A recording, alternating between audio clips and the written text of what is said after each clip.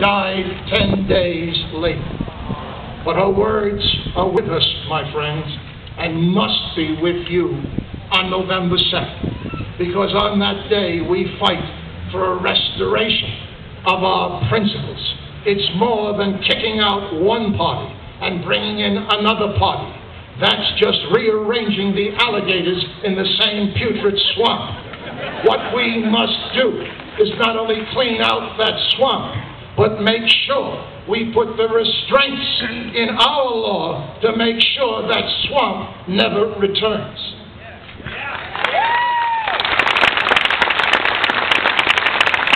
We turned our back for 40 years and gave up being citizens and became consumers. And they stole our country from underneath our nose.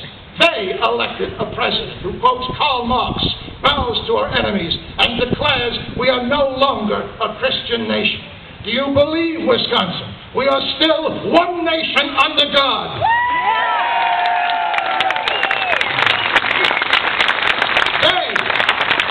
They took control of our schools and taught 3 generations of our children that America is the problem in the world, instead of teaching the truth. America's principles are the solution. We fight that battle on November 2nd. They removed common sense and reason from the American character by sanctifying the communicable disease known as political correctness as a doctrine of faith, while declaring our Constitution was nothing more than a fashion out of date. We fight that battle on November 2nd. They blaspheme the name of tolerance by demanding we tolerate every behavior, every sensitivity of every ethnic, religious, political, and special interest group with a problem.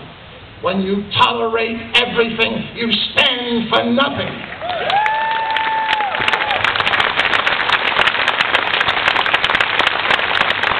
A corrupted notion of tolerance is the last vice of a dying nation. No to a Muslim mosque at ground zero.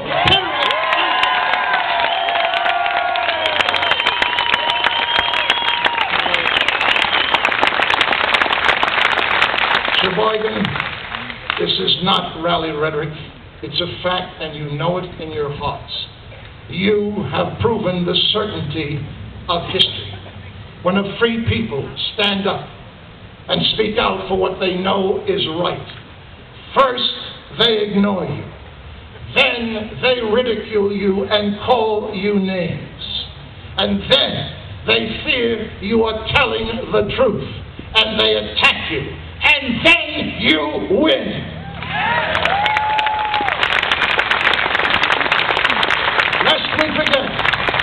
Lest we forget, it's not the poet, it's not the politician, it's not the President of the United States, not our Congress, who originally gave us our freedom and are still protecting it.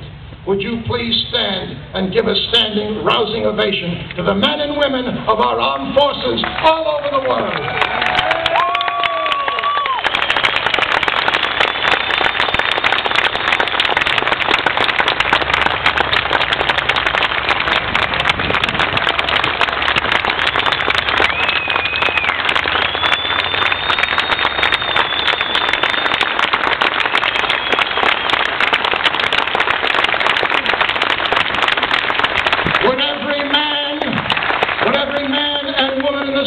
Who wore the uniform of the United States of America, raise your right hand and keep it raised while we give you our love and our care and our support.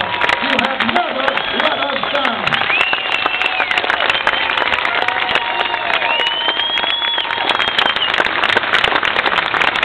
And finally, for the children, particularly in our audience, do we have any veterans from World War II in this audience?